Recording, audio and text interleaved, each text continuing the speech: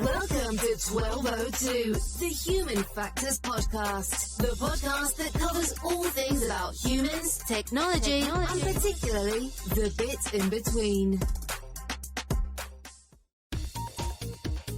Welcome to 1202, the Human Factors Podcast.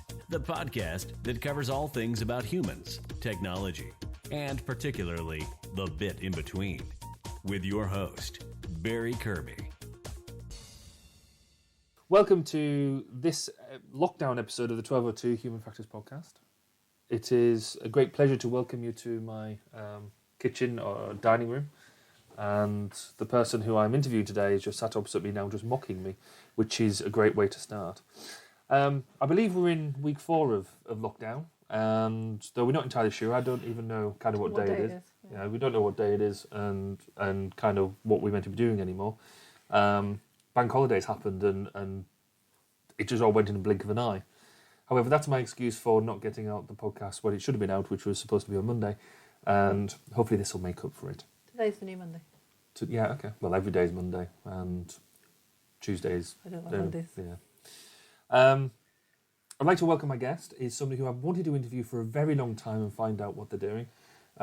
It is the research director of K-Sharp, Amanda Kirby. Amanda, welcome. Thanks. You might have got the clue in the name. We not only do some fantastic work together in our company, but we're also married together as well and have children and all that sort of stuff. So she's a bit of a captive audience, but I would say that actually, I'd like to say that she listens to my podcast regularly and is an avid fan, but as she quite pointed out last time, she's only ever listened to this once. So It's a good episode, though. Well, they're all good episodes. I wouldn't know.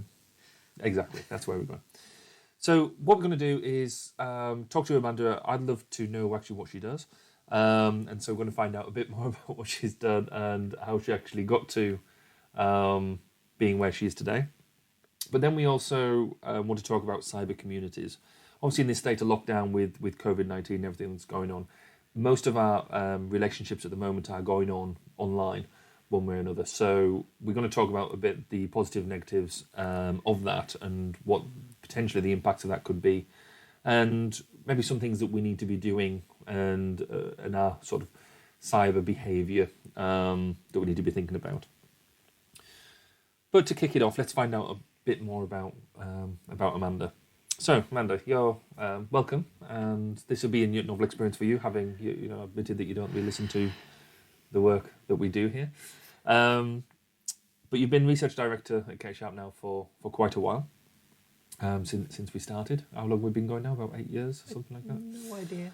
A long time. What exactly does the research director do in K-Sharp? It's a very good question, Barry. Well, I think... Thanks for that. I think what I do is monitor research frameworks that we're part of for possible future work that fits in with our team skills, whatever they may be. We've got skills. And and sits well with our strategy, whatever that is. Selling as well. And I also like to follow current trends and issues to identify possible internal research ideas or things that might support work that we're currently doing or thinking of doing in the future. Cool. So what sort of research trends and that are you looking at the moment? I have... I'm trying to think of some examples. I'm finding it really interesting how people are using video conferencing and other online systems currently. I think finding it fascinating how different people are adapting to it. Considering we've had video calls and video conferencing for a very long time, nobody seems to know how they work. And That's embarrassing. It's been a learning experience for everyone. And I hope that it will now be embraced in the future rather than forcing people to travel miles and miles to sit in a room with people. There are so many other different ways of doing it. And I think that's very interesting. How people use it as well as how it could be utilised by people. Yeah. But I know we're going to come on to that. So we'll probably come into it in a bit, but it is interesting as well just how quickly large organisations have embraced it because they've had to, rather than actually, like you say, it's been around for a long time and there's it's not just the technology, but it's the trust and everything that's gone around it. But let's not. We'll come on to that. Okay. So obviously, you aspired to be a research director for a very long time. Oh yes. Clearly, Oh yeah. yes.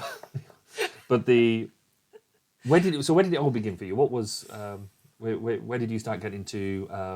Because you're a qualified engineer, things like that, which is not your average career path for women when you went through university. So how did it all begin for you? Where did all that come from? I think I've always wanted to be an engineer, as long as I can remember, mainly because it was seen as something that I couldn't or shouldn't do. Therefore, that made me want to do it more, because that's the kind of person I am. Stubborn, belligerent. Maybe, Yeah, okay. one of those things. And it was more a case of finding out what branch of engineering I wanted to follow rather than anything else. I did GCSEs and A-levels. And then when it came to finding university, I found that quite tricky because I wasn't quite sure what on earth I wanted to do. All the sort of general proper engineering things didn't really interest me. So I looked at doing robotics, cybernetics at Reading. And then there was this funny little course that came up at this little university called Cranfield. Little university. Little university. Tiny. It was little compared to all the others. Well, okay. We had 500 undergraduates. I don't think anyone else went to university like that. Anyway, and I went for the open day and my interview, and we were put on a bus. We came in with all the other little people, mainly radiographers actually. There weren't that many other people. And we came through the gates, and there was this Harrier jump jet sitting on the front lawn, and then this kind of big torpedo, and it was not like anything I'd ever seen before. I thought it was awesome. So just to clarify, you're not talking about Cranfield in their side at Bedford or anything. No, You're talking about Shrivenham. the Royal Military College of Science at Shrivenham. Yeah. Sorry. Which is all the people at Cranfield Which doesn't exist anymore after we left. Well, it does for graduates, postgrads. yeah. It does, not Yeah. for undergrads. Yeah. They closed the gates after. we broke it.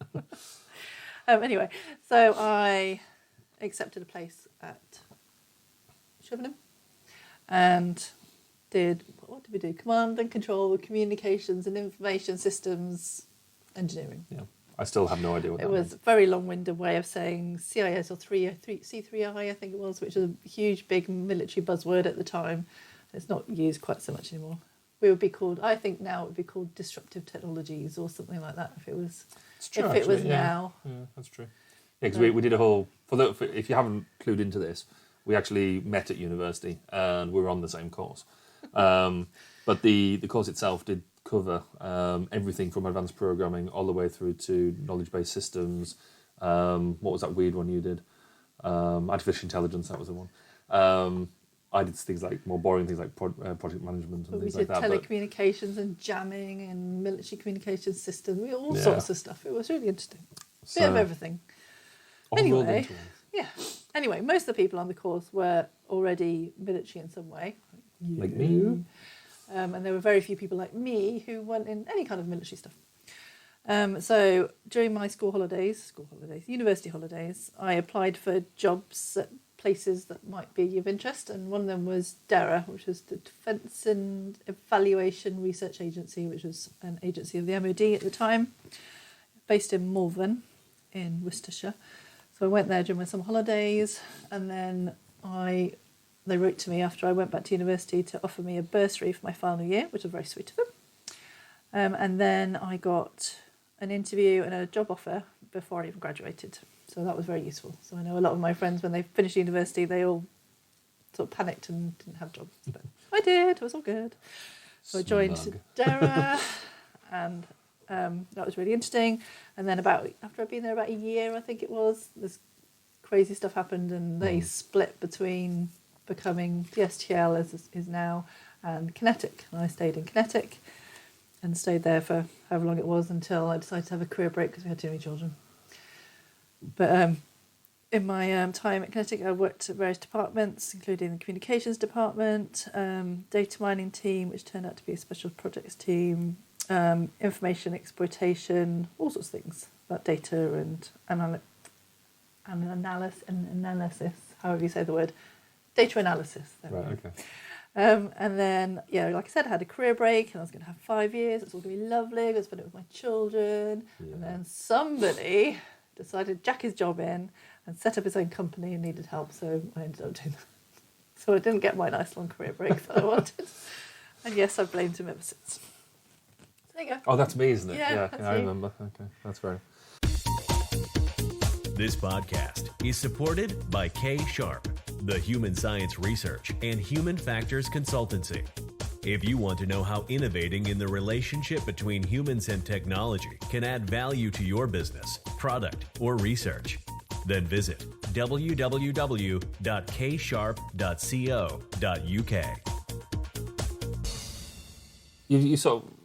You've gone down that engineering path, and before I crowbarred you into being a director at the company, even before then, you've had a really strong drive to do engineering, to do sort of the cyber, and that type of thing. What do you think has really driven you down that route? Why? What interests you about it? I am interested by data and patterns you find in data and information that you can't see just by looking at it. You have to kind of explore a bit more and make lots of connections. I like that kind of thing. It's just what I've just followed what I'm interested in, and that's where I've ended up. Cool. It's quite interesting because when we both try and sell K-Sharp to different audiences, I'm very strong, obviously, on the user side, and the fact that we do basically human factors, human sciences, and all that sort of stuff. You're very keen that we're not doing that. I hate the term human sciences. I don't know what it is about it, but I just dislike it. Which is a problem when we're a human science business. I see myself as a systems engineer, so right. I see ourselves as designing user-oriented systems or user-based systems. That's how I see ourselves. And that's how I would describe what we do. Right? Well, let's not have a row. That's probably not best. But for me, it is actually a really good coming together of your systems-based thinking and my sort of human-based thinking, and the fact that it shows that actually the human side of things is just smaller part of the larger engineering picture, and the fact that we can bring in multiple disciplines together to make some really great product. Obviously. So we've been in lockdown now for 4 weeks, 3.5 weeks. We don't know. Quite a while, and we in the lucky position that we're actually still continuing with our research. We're still doing work for our clients, which is great. But we're only able to do this, I think, because of the facilities that are afforded to us. So, like as we mentioned earlier on, the ability to do teleconferencing, video conferencing, all of our stuff is stored in cloud and things like that, so we can access it anywhere. We've been very lucky that we've already set up for that sort of capability. But even looking at it from just from a relationships perspective, I think the ability to access stuff through things like social media and keep in touch with people has been, I think, very different today, even from when it would have been sort of 10 years ago. Yeah, well, I think one of the comments I was going to make was what we've done in the digital age, what we've done if this happened, where we all had to stay in our houses before we had this amazing technology. How would how would they have organised communities when we can't actually meet face to face? Yeah, it's phones. It's interesting, isn't it? Because the last big epidemic that hit like this, or pandemic that hit like this, was like Spanish flu and things like that, which is... Was that before we were born? A long time, yeah. Well before we were born. That wasn't recently, was it? So, what I really wanted to talk about today is, like, let's look at some of the positives first, and some of them are not necessarily positive, but they kind of are. Because I think there's been some really good advantages. I can't believe you put Skype as a positive. Well, it sort of is. But then also look at some of the negatives as well, because there's some bits that I think because we've got so much information coming through, it's very hyper-rich. And then maybe some lessons about what we could do about it. So, to hit the positives first, yes, there's been stacks of different ways of communicating. We've got things like Skype, Zoom, Daily, which we're using quite a lot of. Yeah, 20 House Party. I haven't heard good things about that at all, though. No. And I think there is some elements here, isn't there, about what works for you, but also your data security as well. Another thread that I've been following that people have been talking about is that up until now, Skype has been the thing that everyone refers to, almost like Hoover. Yes, yeah. whatever other words like that to mean talking video conferencing. You're Skyping someone, but when we look at the numbers of what people are using, what systems people are using, people aren't using Skype. It's like a really tiny percentage of people, and most people are using Zoom, I think. Yeah. Not that we tried that yet, but it's interesting that people have moved away from Skype. And what is it that is making other things more usable? And well, it's quite interesting, isn't it? Because Skype is owned by Microsoft, and as part of their suite. And if you use the business version of that, then I think it used to be called Link, and is now all Skype for Business, and is all merged together. But I think a lot of people just find it it's awful, really, really hard to use. Yeah. Certainly now, when there's so many other options out there, now it might be more secure, it might have elements, the way that Skype for Business does link into if you're using Teams as part of the 365 package, then it works there quite well, I will guess. If you've got it built in as part of your enterprise, it works well. Finding people on it, or anything like that, it seems to me every time we've used it, there's always been someone who's come, it's just not working. But then, one of the pluses about it is I've obviously interviewed quite a lot of people remotely for this podcast using Skype, and the record function that works quite well. And also, we have used it for when we worked with the 7FM radio station. Whenever and so that's a number of years ago now. But whenever anybody was coming in from external, then you Skyped in. And even now, I was with them talking to the show last Saturday, and still Skyped in. So when you've got it set up, it can work well. But it's not that there's so many more products out there now that work a lot better. So I was introduced to Daily, so that's daily.co, by Joe Paulson of Vindico. And he suggested we have a look at it because actually you just get a link, you click it, and you go to the room that's set up. You can set up for free, I think, and really up to sort of 8 groups of people you can webcam with.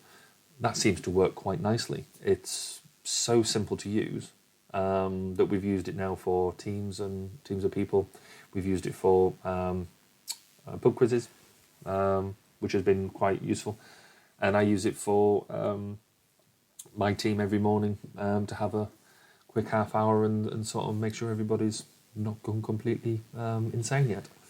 So that's worked quite well. I've only had one go with Zoom, and that was with David Darkin of Darkin Architects. I haven't used it yet. The kids seem to be mainly using Instagram and Facebook Messenger. Our daughter was meant to go to a party at a friend's house a couple of weeks ago, obviously couldn't, and they very ingeniously set up using Discord, which is another thing I haven't used before yet. They set up a Discord party, but they made up a chat within the party for every single room in the person's house, so they could pretend they were at the party and wander from room to room and have different things. How did I not know this? That's really awesome. Brilliant. I know. But I think they've kept it going, so they've kept it over a number of days, and they can just hang out in different rooms. So Discord was originally set up as a gamer network, isn't it? Gamer chat network. So does that include video as well, or is that just? I have no idea, but I know other friends who use it when they're using Minecraft and stuff with other friends. They find it quite useful. It's not something that our kids have been into so far, so it'll be interesting to see how that develops. But, no, but it's just interesting to see all the different things that people are trying and how you're setting up. But because you basically set up, I guess, an analogy of the physical setup, and I guess that's where House Party as well is meant to have done something, because that again is lots of different people's video feeds all just rocked into one big. Every time I've seen pictures of it, it just reminds me of a really big CCTV centre, and just fills me with fear. How you can expect to have that much concentration across everybody, I don't know. But it'd be interesting to hear if anybody's got any comments on that. To hear that if they were to contact us. I haven't heard good things about House Party in terms of safety and security, and Zoom obviously has issues as well. But we're going to come on to that, I think, in a bit. Well, Zoom, like I say, when I used it, I've only used it once, and that was again where a friend of ours who's an architect, we had basically give us a consultation for a future project that we might be doing. And what was quite cool about what he did was you can set up the background. So in Skype, you can make sure nobody sees what's behind you, but you can blur your background. But in Zoom, you can actually set up the background to be almost like green screen, anything you want, and he'd set up his own corporate image. So he'd had Darkin Architects in the background. which actually, is clearly adapting to what he needs to do, and that I thought that worked really, really well in terms of projecting your a corporate image. Whereas at the moment, if you Skype or you try and contact me by video, you get, I think, our games library in our background, or if I turn it around the other way, you can see down the end of our garden and things like that, which is possibly not the best, but gives an opportunity to talk about games, which is good. The other thing I was going to mention there was about education. Obviously, we don't send our children to school. It's a whole other thing. But we do have tutors for some things. So last week, one of my daughters had their first tutoring online, and they were using Google Classroom and Google Hangouts, which I'd never seen in action before. But that worked really well. Hangouts, again, is very like Zoom, lots of windows with people all at once. The only drawback, obviously, being it's Google. Though I've had my other daughter who's used it for a different tutoring and has found it a nightmare because the tutors aren't using it properly or the way it could be used. They're not monitoring it, they're not responding to things quickly enough, whereas I think it's something that you have to be present for and not just put something on and then walk away and expect people to get on with things. But I find that quite interesting as well. My other revelation has been TikTok, which is just an addictive hole that you can just watch. That you people can do. walk around and avoid. That's Well, what I do. You could, or you could sit there lying in bed just watching video clip after video clip after video clip, and some of the dances you can do. Actually, Kelly has his phone confiscated. but on a serious side, there is actually what's been really nice is seeing a lot of the people who have come up and doing the sort of the TikTok dances and stuff like that. Particularly the NHS workers who've used it as a bit of a team bonding thing, and some of the more ridiculous dances are quite amusing, and just some of the memes and stuff like that, I think, has been really good to sort of highlight, that they're listening to the stuff that we're doing in terms of giving them encouragement and things like that. But it's also just some of the stuff is just really funny as well. I've been tempted to try and organise us to doing some TikTok dances, but I can't dance. I've got no coordination, no sense of rhythm, and no sense of music either. So I think our children have been learning TikTok dances, but I'm just looking away.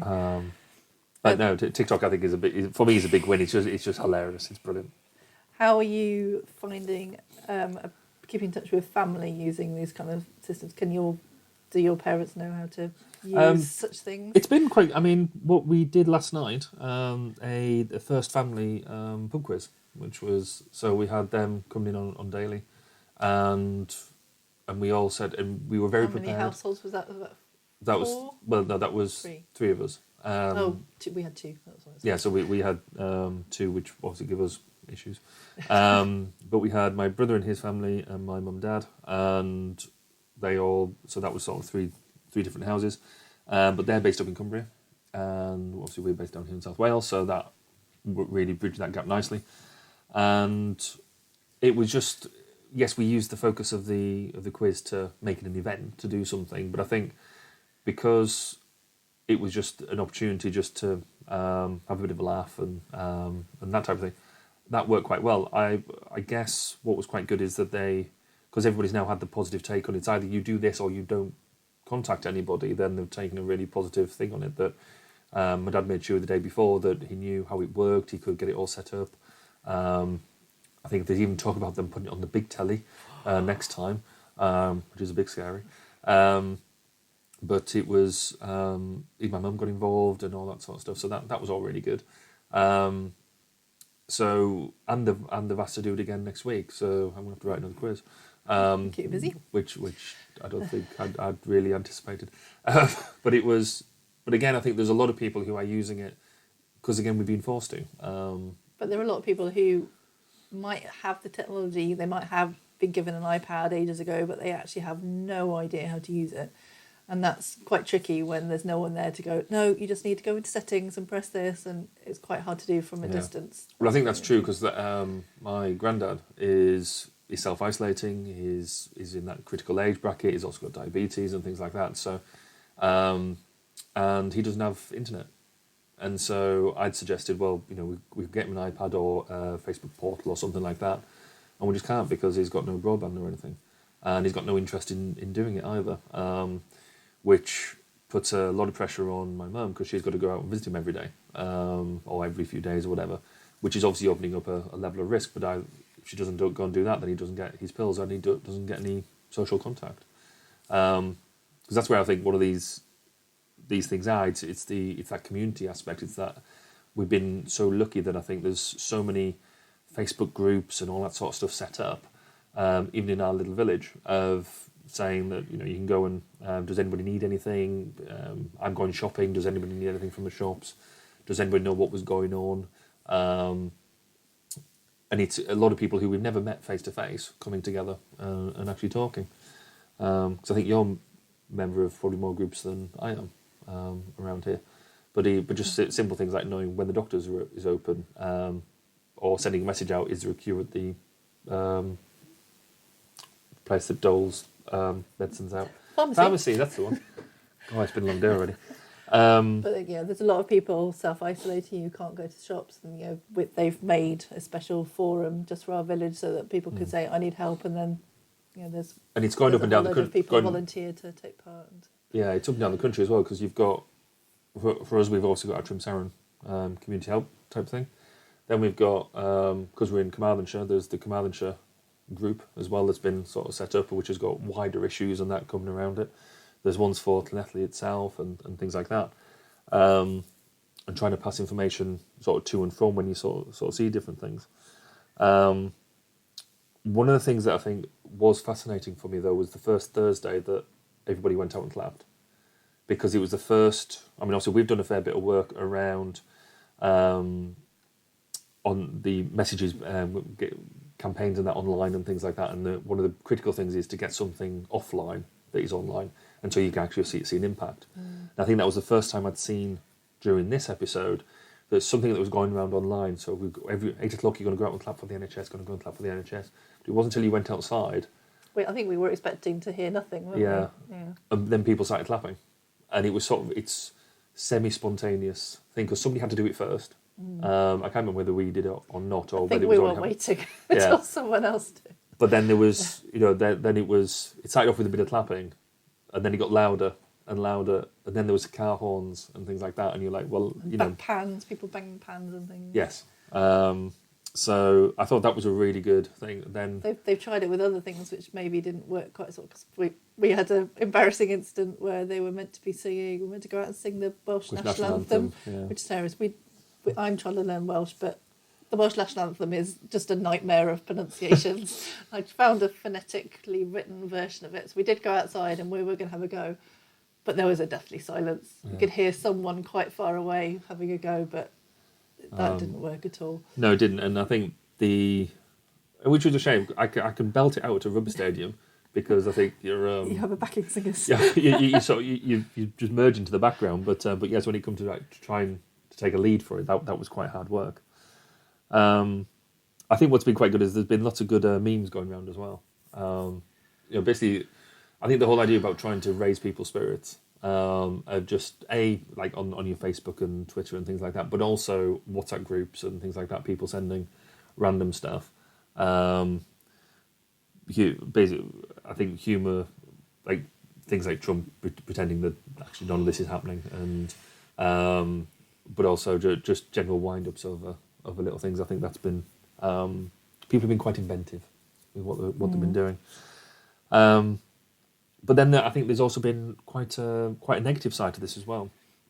Because, again, yes, we are all so connected, but then it also allows a lot of information to come through that maybe we just wouldn't have had in the past. So there's a real focus on statistics at the moment.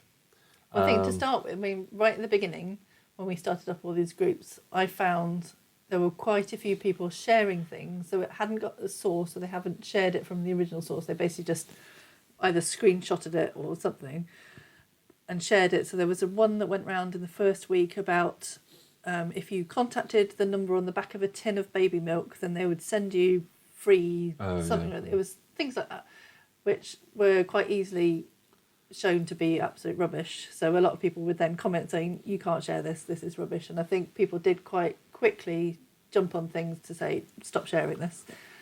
But that has carried on. People do keep sharing things that don't show where they've come from, and that is quite annoying, where you can't verify things or work out where it's come from or why they're sharing it in the first place. So effectively, it's people see it as quite harmless, though, don't they? Because they think it'd be helpful. Yeah, helpful, which again fits back with work we did ages ago around why do messages go viral? Why do people propagate them in the first place? And one of the bits is around if you think you're providing a greater good, and we have this idea that actually it doesn't, even if you're propagating something that maybe wasn't quite right, it's better to... It might not be true, but, it's better to share it than not. Yeah. And actually, we know that actually that's almost how a denial of service attack works, because you're flooding the space with so much false information that the real information can't get through.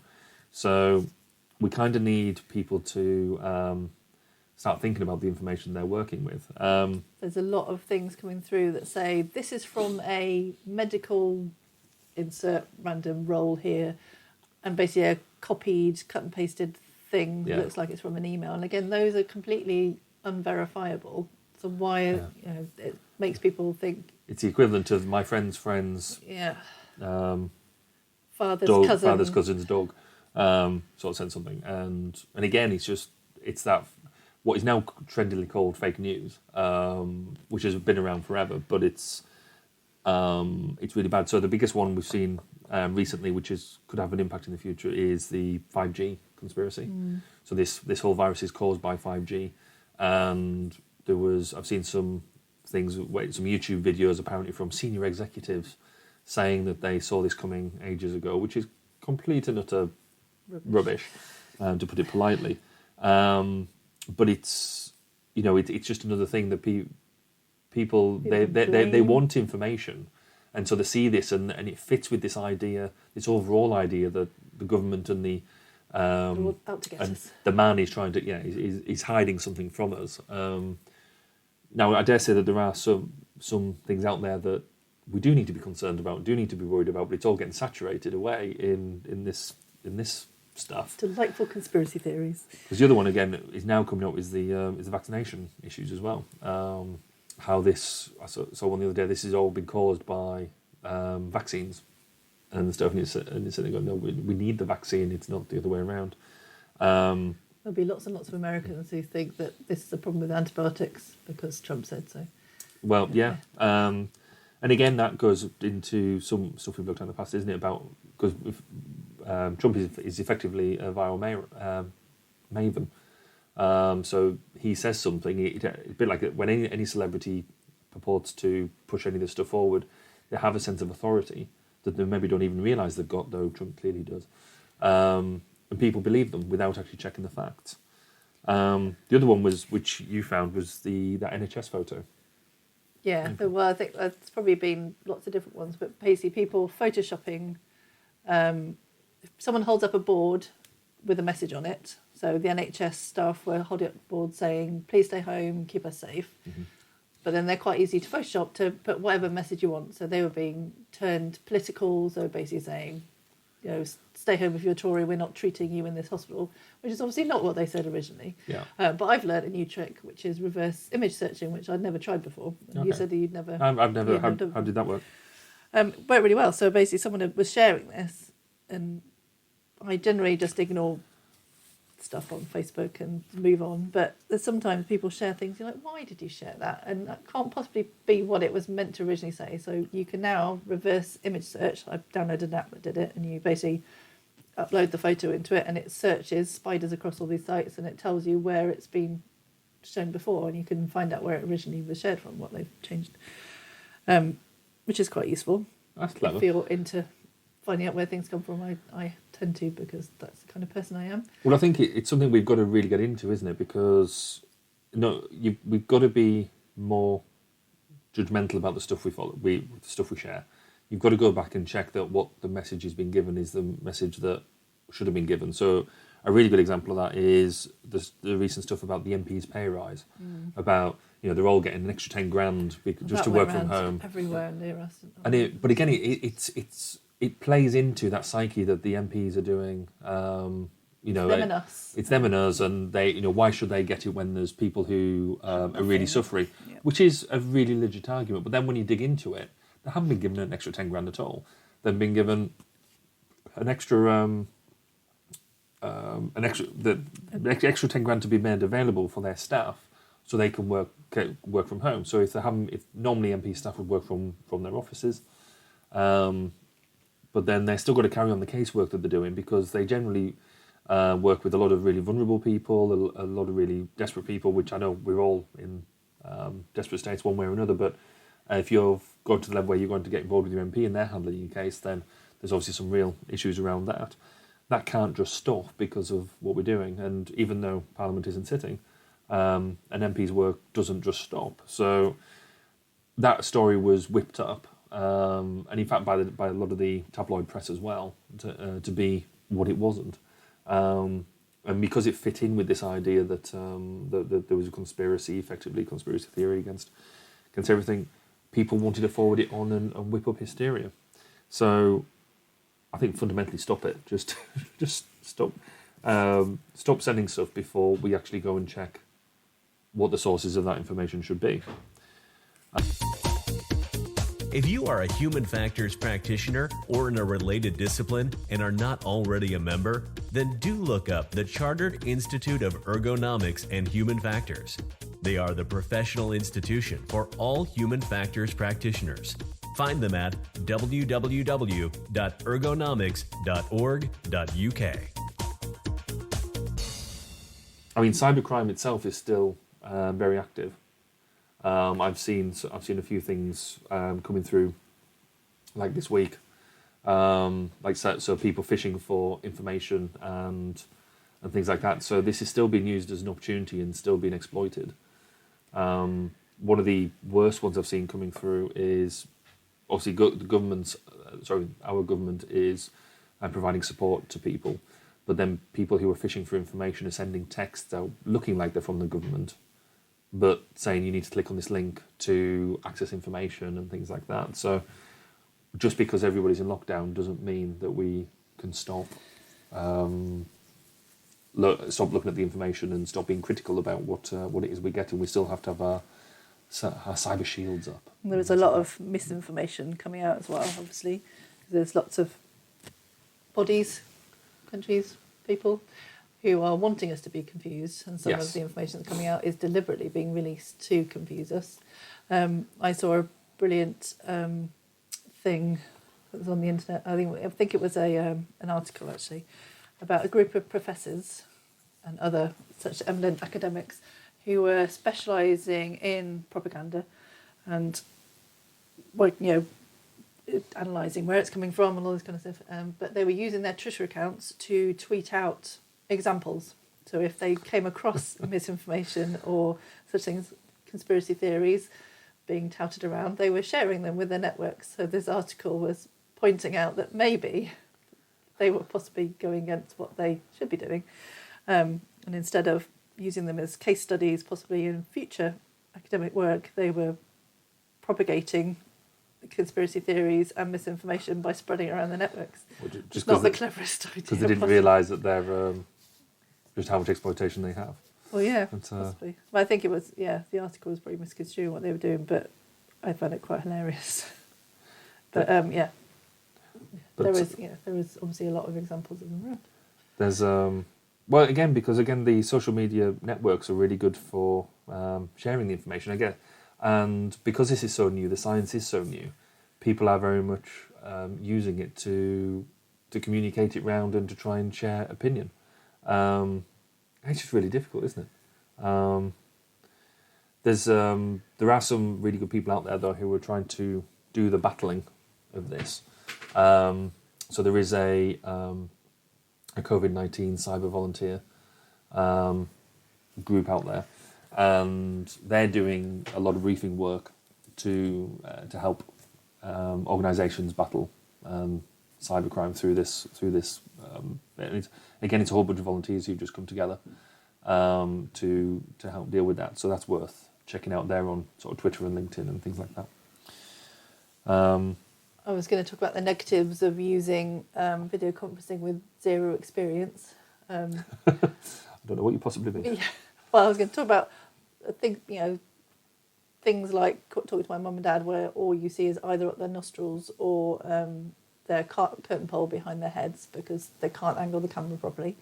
But we were going to talk about conferences because in the first week, or might even been just before lockdown, they cancelled a big meeting I was meant to go to. There was meant to be over 100 people in it, and they decided to go online with it. Mm-hmm. It was absolutely awful. So you had 100 people either logging onto this web forum or dialing in. Mm-hmm. I think it was very hard to manage when a lot of people had no idea what they were doing. Most people hadn't muted their microphones. So you can imagine 100 people on a video call asking for a cup of tea from their friends who were possibly walking past, a dog coming in. Dog going on, yes. There was all sorts, and it was just a nightmare. But I think it was a case in point of people who'd never used this equipment before. Yeah. Now, I think even 3 weeks in, there's a whole load of etiquette rules maybe that have come in, sort of saying you do need to mute your microphone if you're not talking and there's a large group of you. This is how you behave. One person is in charge and they're going to go around each person and tell them when to talk. It's all these kind of things which I don't think we'd ever had to deal with before because people just haven't used it. No, there's a really good bit there, isn't there? Especially if you're managing the meeting. Yeah. And well, I've sort of done it with teleconferences in the past because I guess kind of the way you've worked it, but this is because the way more people have been forced to do it. But it's up to you if you're running the meeting to lay out the ground rules quite early on. And I was in, I think, 2 meetings back, 2 weeks back to back, and one of them I was presenting at, and this was kind of before lockdown because I was in London, and there were so many people again just listening in, so it was more of a seminar. And no matter how many times we said, if everybody could mute the microphones, could you just mute your microphone? Could you just mute? There's still people there thinking, they don't mean me. That's exactly what we had. And I think, the amount of times we heard the doorbell go, we heard somebody have a parcel delivered, and these sort of things, which was quite amusing. So if you're on a conference call, whoever's leading it, take charge of it and say, these are the rules, but you will all mute unless, and don't take it as and don't just randomly sort of chip in. If you are going to chip in for the first time, say who it is, because obviously not everybody can tell who it is. But if it's the first time, I think a lot of the video calls, what I've noticed, if you're on little windows, if you're being seen, it flicks to whoever's microphone is on. So if if there's background noise or something, it won't come off you and go onto the person who's actually talking. So there's a whole load of technical issues that you could. And some people dial in as well, so you can have a mixture of dial in and things like that. Which because we had speakers. They were trying to go to different speakers, and some of them were dialing in, and some of them, and you just couldn't find them. And it was, you could go, let's go to this person. Oh, they're not there. And, which brings on to the next point, which is test it. Yeah. If you've got the opportunity to, even if you're just dialing in, test the number work. You might get it as saying this conference isn't active yet or whatever, but at least you then know that works. That is one of the good things about Skype is you can do the test call to make sure that your microphone and headphone or whatever system it is that you're using works. You've got a conference coming up, a virtual conference. Yes. And how are they doing that? That's a jolly good question. So you're referring to the Ergonomics Conference, which was meant to be back in this month. That has now changed to next week, of which K-Sharp is sponsoring part of it. Maybe the week after. I don't know what week it is. I was going to say, it might be next month. Okay. But no, it's still time to register though. So if anybody wants to go to... it's not next week, it's the week after. Yeah. If anybody wants to still register for the conference, they still can. But they're doing it... I guess it's going to be experimental because they're going to do a mixture of recorded content. So that's podcasts, actual videos, online presentations and things like that. It's still going to be scheduled... so it's still got a program, so you still dip in for the bits, but there's going to be more content available online. That you can then download, I think, till the end of October. I'd have to check that date, but there is going to be a significant period where you can just download content. So whilst it's very experimental, we'll sort of see how that works. Because actually, if it works well like that, then there's no reason why the following year we couldn't do a mixture of the two. People who can't get there. Yeah, because whilst I'm disappointed in many ways, and this is no reflection on the organisation at all, because that's the situation we're in. One of the biggest things I like about this conference, for the Ergonomics Conference, is the social aspect, and it's one of the best social networking conferences I think there is around, and it's really, really good fun. So I'm really disappointed to miss out on that this year, but I'm still pleased that we're going to get the content there, because the content is going to be still really good. Are they going to be trying to attempt any social networky type of? I believe so. There's been some significant hinting to having some networking aspects. So hopefully by the time we come do the next podcast, we'll know a bit more, and we'll be able to Virtual murder tell mystery people. evening, maybe. That's an idea. How will you make that work? That would be really, really weird. Anyway, we'll. But yeah, so I mean, there is also a. Just before I mention it, I've got to make sure I get the right date. But this Sunday, there's going to be a. If you're into InfoSec, information security, and that type of thing, there's this thing called the Many Hats Club, which is basically their own brand of conferencing, and they're a lot more, I guess, informal. They're not the usual stand up, but they're doing an online conference on Sunday, so at 2:00 called Isolation Con. So I'm going to try to attend that remotely and sort of see how that works, because obviously that's more geared around IT and information security professionals. But we'll sort of see how they engage with this, and see basically what ideas I can make of them. That'd be quite good. So there's also a lot of fake news going around as well. Some of it, as you've already alluded to, is deliberately fake from certain countries, shall we say, and certain more official organisations. But even people are using it to their own ends, aren't they? People have all their different motivations from it, whether it's political or just generally their own sort of ego type stuff. So we with all this news coming through, what can we do to basically check all this stuff? What do you think? I was just interrupted by a picture of someone's chicken drinking out their teacup. As you do. Yeah. Say that again. So what can we do to be checking the information that we read? What do we need to do about it? You need to check sources. Okay. So where did it come from? Can you verify it as somewhere that you would be sharing from if you knew where it was coming from? And also, why are you sharing it? Does it help anybody? Is it just muddying waters? Is it best not to? So do you think we have everybody has a personal responsibility to not, I guess, what am I trying to say? Where people obviously some people are very scared by this current situation, so we don't want people to whip up hysteria. And so there's a lot of that. You've also highlighted the tools that you use to, so you can back search for textual stuff. You can go onto like Snopes and websites like that, and I find Snopes really useful. So they'll do that. But you've also highlighted the photo image searching, which is I think that NHS example you raised was a really good one, because they've obviously the staff have obviously had that photo in there was a whole for a really good stuff, reason, and then people misappropriating that for whatever end, be political, whatever. Or just to put jokes on or whatever. It's just insulting to them people who are actually working really, really difficult. I normally there's the old adage, isn't there? If it sounds too good to be true, it generally is. Or if it sounds too bad, I guess the opposite is true as well. Another thing I'd like to highlight, but I'm hoping there's going to be another podcast being done about this, is the group that's come together around 3D printing. So obviously there's been a huge shortage of personal protective equipment, or PPE. And there's been lots of different people who've got the 3D printers now, who've been printing the face masks or bits of face masks. Now we've got involved in this with the Avon Valley Makerspace, and through an organisation called Frontline 3D Print Farms. So we're farmers now, did you know? So we've set up 3D printers, and basically we're all printing bits. But this whole community bit has come together through social media. I've never met any of the others. And that's all just come together by almost word of mouth, or by through social media. And they're organising we've got people doing the bits of fundraising for the print materials that we need.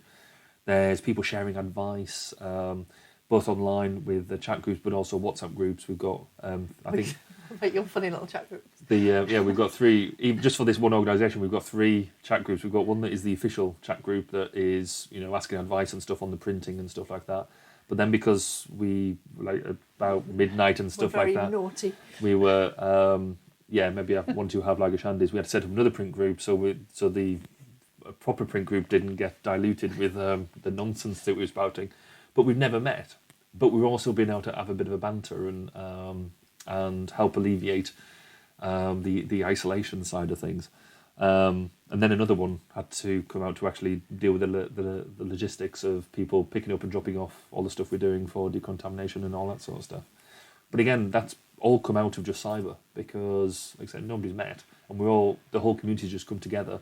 I mean, this is now looking at delivering up and down Wales now, which is just absolutely fantastic. There's now over 30 farms, of which we're one, doing this, which I just think is brilliant. I think the community aspect of the last few weeks is amazing. Really, really nice.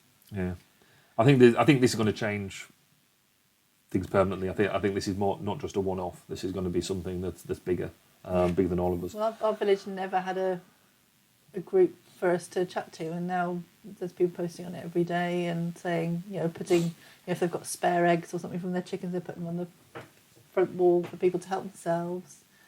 We don't have spare eggs. We eat them all. We don't have just, chickens. just get them to bake more.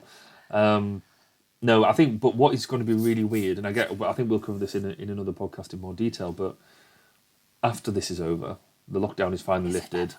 If it is ever over, do we just stay in our houses hibernating forever? But this is going to change our culture, I think. Can you imagine going up and just hugging somebody at the moment, randomly in the street? No, even we keep watching TV programmes, and if anyone gets a bit too close, we're like, ooh, social distancing. It just looks wrong now because we're so used to. But they also have to have. Used to do So I was watching one of the Saturday morning TV cookery things, and it said it now has warnings up beforehand of saying this was filmed pre-lockdown. You can see that they're getting close, and it is really weird. So, but I think we'll save all that for another podcast.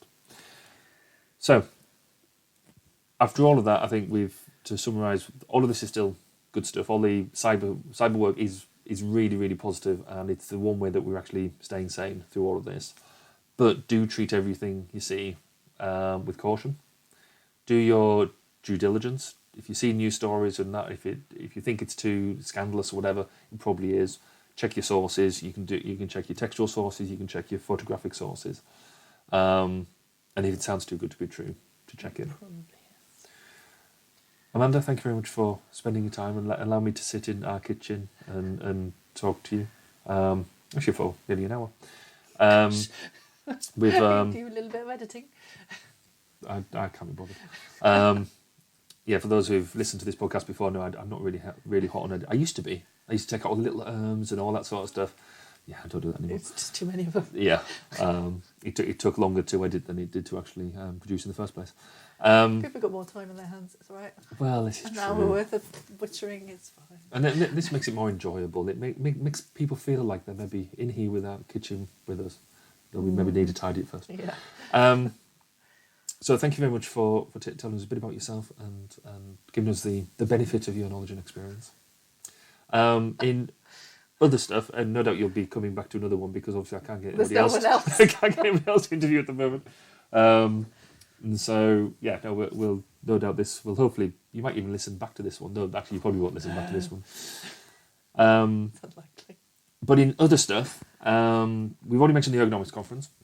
That's coming up in 2 weeks' time, and there is still time to register for that. So if you go to the CIEHF website, or just search for CIEHF Ergonomics Conference or ODAM or anything like that, go find it. It is a virtual conference, so you can have a look on there and see exactly what content is going to be available, and I thoroughly recommend that you do so.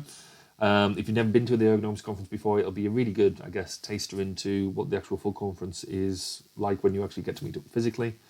And because it's not actually taken 4 days out of your time, it's actually a lot more accessible as well. So I recommend you do that.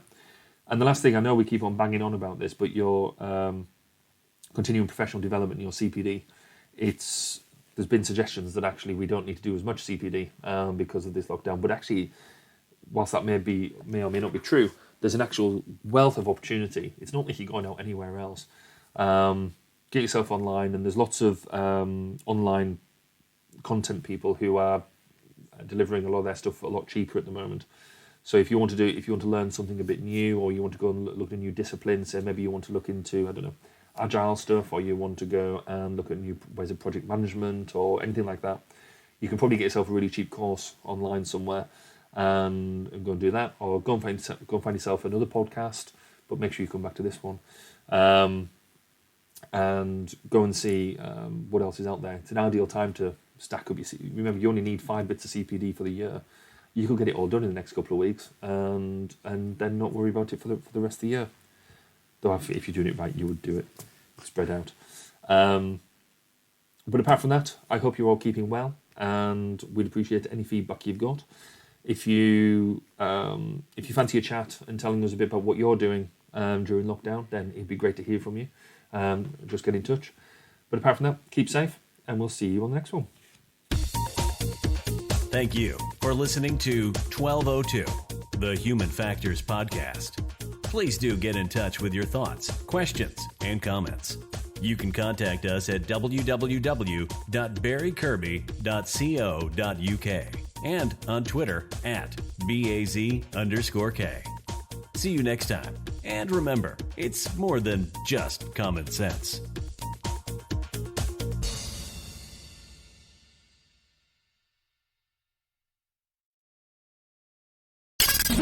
Thank you for listening to 1202, the Human Factors Podcast. Please do get in touch with your thoughts, questions, and comments. You can contact us on social media such as Twitter, LinkedIn, and Facebook at 1202 Podcast. See you next time. And remember, it's more than just common sense.